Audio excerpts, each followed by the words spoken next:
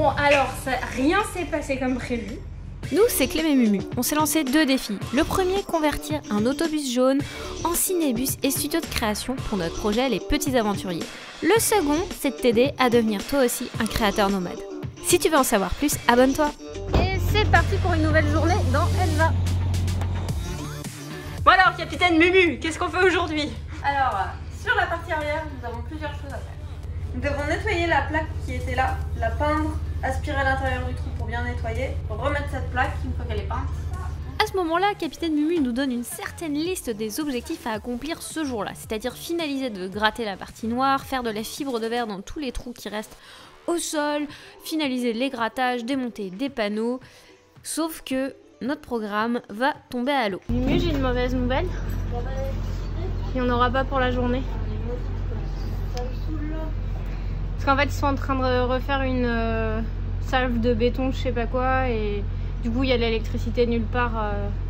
Après, s'il faut, ils peuvent nous dépanner avec une génératrice. On peut sûrement faire des choses sans électricité. On a les trucs à gratter. Hein? On est pleine de ressources hein, parce qu'on a travaillé dans la rue, donc rien ne nous arrête. On a une meuleuse normalement qui fonctionne sur batterie et on a des batteries avec nous, et ce qu'on doit faire avec la meuleuse ça demande peut-être pas trop de jus, donc on devrait s'en sortir. Donc en fait c'est bien d'avoir avec et sans batterie. Donc on va passer sur la Ryobi, elle est moins puissante mais pour ce qu'on fait ça devrait aller je pense, parce qu'on veut juste un peu entailler la vis. On s'attaque au démontage des panneaux arrière qui nous résistaient, mais avec la technique qu'on a développée dans la dernière vidéo, tout se passe bien. Et c'est l'occasion pour Mumu d'évacuer sa frustration grâce à un peu de force brute. Ouais. Petite victoire du jour.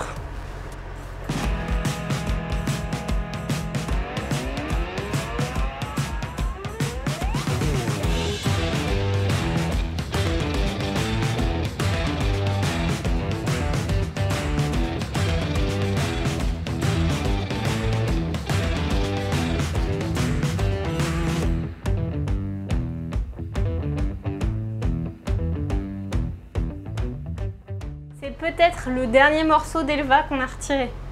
Peut-être. On espère. Donc on veut dégager les gouttières des câbles électriques pour pouvoir poncer et peindre derrière avec la peinture magique anti-rouille à l'époxy. Donc avec une petite pince, on enlève les serre-joints ou serre-câbles. Hop. Après il va falloir que j'arrache ça aussi. Évidemment, faut pas couper de câble électrique. Hein. Sinon, c'est pour ça que c'est pas une mission pour Mumu.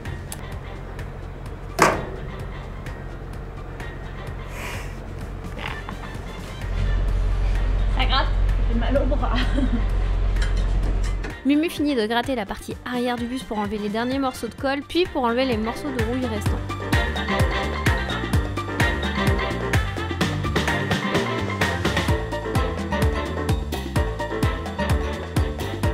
Notre nouvelle perceuse DeWalt qui est beaucoup plus puissante que la Ryobi.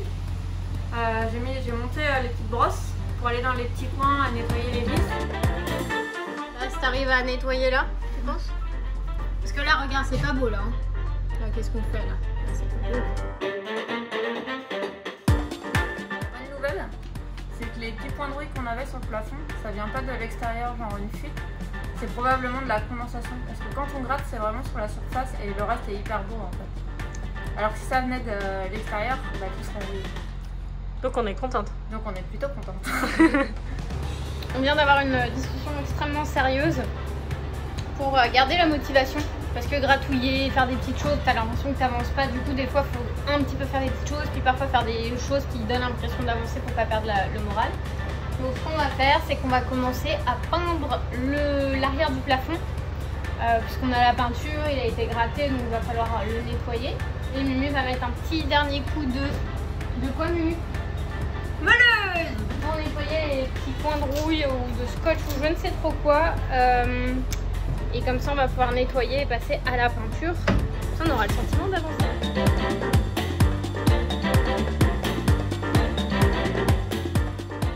On fait un premier nettoyage au chiffon pour enlever un maximum de poussière. Ensuite, on attaque au dissolvant pour bien nettoyer la surface avant de peindre. Maintenant que la surface est propre, je me dis que je vais attaquer la peinture. Sauf que Non, parce que on n'a pas le pot de durcisseur dans le bus, on pensait qu'on l'avait et en fait non. Voilà, donc on n'a pas d'électricité, on n'a pas de durcisseur, on n'a pas ce qu'il faut et on peut pas tellement se remettre au grattage parce qu'on a, vu qu'on n'a pas d'électricité, on peut pas aspirer et puisqu'on peut pas aspirer, ça risque de refaire de la rouille de surface dès qu'on gratte. Donc, eh ben, on va abandonner là, on va rentrer. Je suis vraiment trop contente parce qu'aujourd'hui il fait une chaleur insupportable et on s'est dit on va mourir de chaud parce que le bus n'est pas isolé et on a une excellente nouvelle parce qu'en arrivant sur le stationnement on découvre quoi? Ce gros camion. Ça veut dire qu'on va avoir de l'ombre parce qu'aujourd'hui la mission ça va être de peindre le plafond, ça veut dire que je vais devoir mettre une combinaison, donc on est dans une boîte de conserve qui n'est plus du tout isolée. Avec une combinaison, il va faire vraiment très chaud, plus le masque. Et bienvenue dans le four. Ça aurait pu être pire. On va perdre quelqu'un. Rentre dedans, on va voir. Rentre dedans. Non? Je viens de rentrer dedans, il fait vraiment chaud. Ça m'a mis un coup au crâne direct. On va ouvrir les fenêtres pour essayer d'aérer. Ça va être dur. La dernière fois, on n'avait pas d'électricité, donc on va tester sur cet iPhone, voir si c'est du jus. J'ai pas l'impression. Bon, la nouvelle journée sans électricité, on nous avait dit qu'on en aurait aujourd'hui. Le mieux à aller voir ce qui se passe. Je devrais peut-être pas en avoir trop besoin. On avait rechargé les batteries en se disant c'est possible qu'on en ait encore pas cette fois-ci. On a eu raison. Donc on va s'attaquer à la peinture et on va essayer de pas trop souffrir parce qu'il fait vraiment, je pense, au moins 45 dans le bus, 40-45. Il fait vraiment très chaud. Malgré l'ombre, on n'est pas très bien. Parce que j'avoue que ce matin, j'avais vraiment pas envie de venir au bus là. C'est un projet qui est cool, mais faut de la patience, beaucoup de patience. Ou alors, bah, c'est de faire comme les autres qui nettoient pas leur bus, mais après, il durera combien de temps, je sais pas. Puis, ça nous tentait pas de vivre dans un espace qui était pourri non plus, qui n'était pas sain. Parce qu'il y avait plein d'humidité, donc c'est-à-dire qu'il y a de la pourriture et tout. Donc, au moins ça va être sain, mais c'est ça. C'est long. C'est vraiment très long. Bon, je vais me mettre en combi.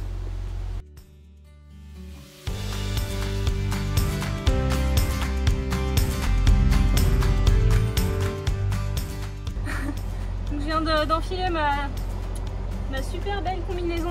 Il fait tellement chaud, je me sens pas très bien. Ça va me protéger mes petites gambettes.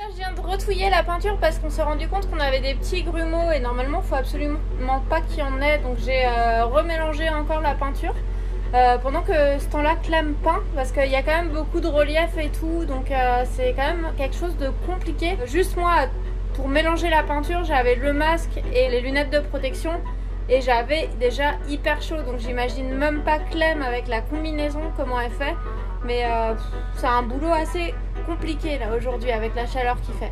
Mais on n'a pas le choix parce que l'isolation arrive rapidement. Il faut qu'on soit prête pour recevoir l'isolation et pouvoir la poser dans un délai raisonnable, histoire de pouvoir la stocker au mieux aussi et puis pouvoir l'installer un petit peu partout. Comment se passe ton expérience sauna? Je suis en cure de sudation, c'est-à-dire que je transpire de la tête aux pieds. C'est efficace du coup? Ah ouais. Mais on se sent pas très bien quand même.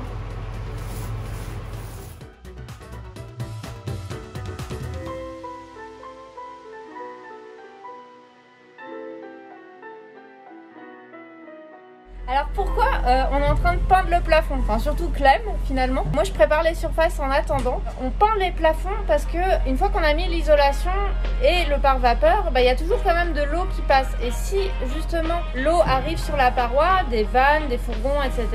Le problème c'est que ça peut créer de la rouille. Et puis nous ça fait 2 ans qu'on se bat contre la rouille dans notre autobus. Donc on n'a pas envie de ça. On veut ralentir le travail de la rouille. Et cette peinture, c'est la même peinture qu'on met au sol et elle est hyper efficace. Ils l'utilisent en fait pour peindre les coques de bateaux ou les ponts. Donc c'est vraiment très efficace comme peinture. C'est un peu compliqué à mettre, mais au moins on devrait avoir un bus relativement sain suite à ça. Beaucoup d'entre vous nous ont conseillé le liège projeté. Alors pourquoi on ne le fait pas? Ça aurait été notre premier choix, mais en fait on n'en trouve pas au Québec pour le moment. Donc c'est pour ça, on va faire peinture et puis on va mettre du chanvre sur les murs. Ce qui est bon aussi avec le chanvre, c'est que c'est épais, mais il y a un déphasage qui est épais aussi. Ce qui est très intéressant contre les canicules pour nous au Québec.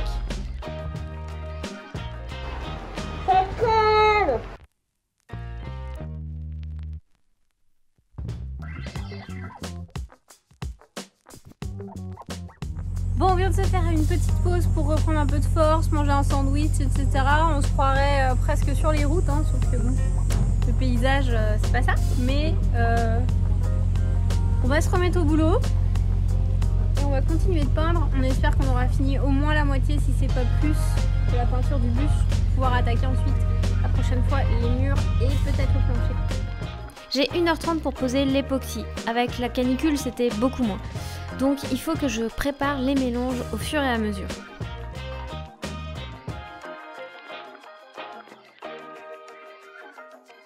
Bon, ça y est, j'ai réussi à poser la peinture sur les 3/4 du bus. Mumu, pendant ce temps-là, elle a avancé, hop, en nettoyant les zones ici pour que je puisse peindre les derniers coups. Là, elle est un peu coincée avec la rouille dans les petits coins par là, puis c'est pas facile à gérer. Parce que c'est juste inaccessible un peu, c'est ça? C'est inaccessible un jour. Non, c'est fait. C'est propre? C'est propre. Fini. Ça veut dire que là, quand on va recevoir l'isolation, bon, on va pouvoir la poser cash quoi. Ça y est. Mais attention, c'est pas totalement fini. On se méfie quand même quoi. À chaque fois qu'on a dit ça va bien se passer, ça va aller vite et tout. Les pires galères, donc on est assez méfiants. Il faut qu'on aille sur le toit pour vérifier qu'on n'a pas de fuite. Moi ça me fait peur d'aller sur le toit, j'ai peur de tomber. Non mais c'est vrai, si on tombe là, on tombe sur un camion, on se fait le coup du lapin et c'est fini. Moi je suis la trouillarde du groupe. Donc là elle imagine vraiment le pire, mais vraiment le pire toujours de ce qui peut t'arriver quoi. Pas moi je pense pas, j'y vais. Non mais toi t'as peur de réussir. Toi t'as peur de plein d'autres trucs. J'ai des peurs cérébrales. Voilà. Moi j'ai des peurs pour mon intégrité physique, chacun son truc. Quand t'as peur de te lancer en entrepreneuriat, je suis là pour toi. Bon du coup, je voulais vous dire un truc aussi. Qu'il faut nous suivre sur Instagram parce que c'est là que tu vas suivre en direct ce qui se passe, parce que probablement que quand tu regardes cette vidéo on est à une étape bien plus avancée, donc viens sur Instagram pour voir où on en est et avoir les résultats en avant-première.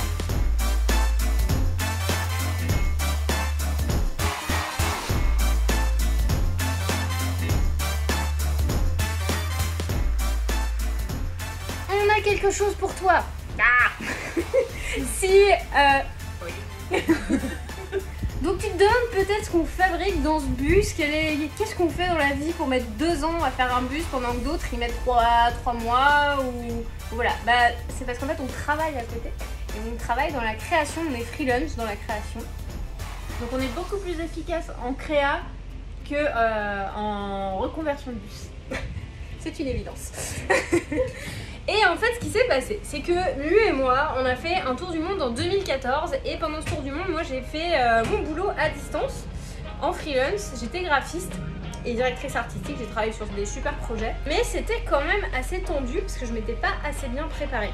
J'avais pas assez de clients et du coup, ça a fait que j'ai eu peur, que j'ai commencé à prendre des mauvais clients. Et puis, ça a un peu gâché mon voyage parce que j'étais toujours stressée pendant ce voyage. Mais en même temps, ça m'a montré qu'on pouvait voyager et travailler en même temps.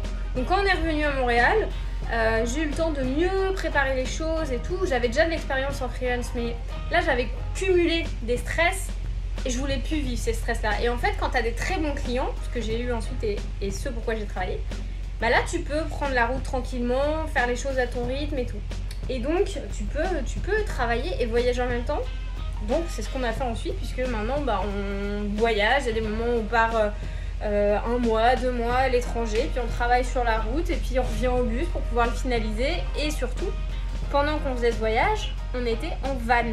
Et dans ce van, enfin dans ces vannes et dans cette Jeep, c'était très petit. Et pour travailler et voyager, bah, c'est pas la même chose en fait que quand tu es en mode voyage tranquille, vacances. Donc on s'est dit, bah, tant qu'à faire, on va aménager ce gros bus. Parce qu'on va pouvoir en faire un cinébus, on va pouvoir vivre dedans, on va pouvoir travailler dedans et on va pouvoir faire des ateliers créatifs dedans avec nos élèves de la formation du campus des créateurs nomades, mais avec encore plein d'autres gens. Tout ça pour te dire que si toi aussi, bah, tu as envie un jour de voyager, travailler sur les routes, ou d'être freelance, d'être à ton compte, de faire ce que tu as envie de tes journées, de gérer ton temps comme tu l'entends, on t'a fait un guide qui est gratuit. Tu peux télécharger gratuitement, hop, par là ou par là. Et ce qui est cool avec ça, c'est qu'en plus quand tu télécharges le guide, tu reçois nos emails privés et puis on t'envoie des conseils chaque semaine pour t'aider à avancer, pour t'inspirer, parfois te faire rire, t'envoyer des choses pour t'aider à attirer des clients, des astuces qu'on partage pas forcément sur la chaîne YouTube qui sont vraiment pour les vrais de vrais. Et voilà, donc si tu veux nous rejoindre, pouf, pouf, dans la tribu des créateurs nomades. On a fini le plafond et on a même eu le temps de peindre un mur. Ça sent la fin. Elle a oublié de faire ce petit bout là. Ah là. Alors, j'ai oublié. C'est comme celui-là, le bout, il aurait pu être mieux fait quand même. Écoute, la prochaine fois, c'est toi qui peins. C'est totalement bien. Voilà. Ouf, quelle journée! On a fini de peindre tout le plafond, ça veut dire que la prochaine fois on pourra installer l'isolation quand ça arrivera. Mais on va pouvoir aussi commencer à peindre les murs, d'ailleurs une petite partie est faite. Et faire la dernière couche au sol. On se rapproche de la construction officielle du bus. Voilà, si t'es content comme nous, bah dis-nous que t'es content. Et si t'as regardé la vidéo jusque là, ça veut dire que t'es un vrai de vrai. Donc dis-nous si t'es plutôt team force brute ou team précision. Enfin, si c'est pas déjà fait. Et si tu veux voir la suite des aventures, bah, n'oublie pas de t'abonner. Donc si c'est pas déjà fait, abonne-toi, partage et voyage. Et clique sur la cloche pour être averti de la sortie des prochaines vidéos. Tu peux aussi télécharger notre guide des 7 étapes pour bien démarrer la conversion de ton véhicule. Les liens sont dans la description.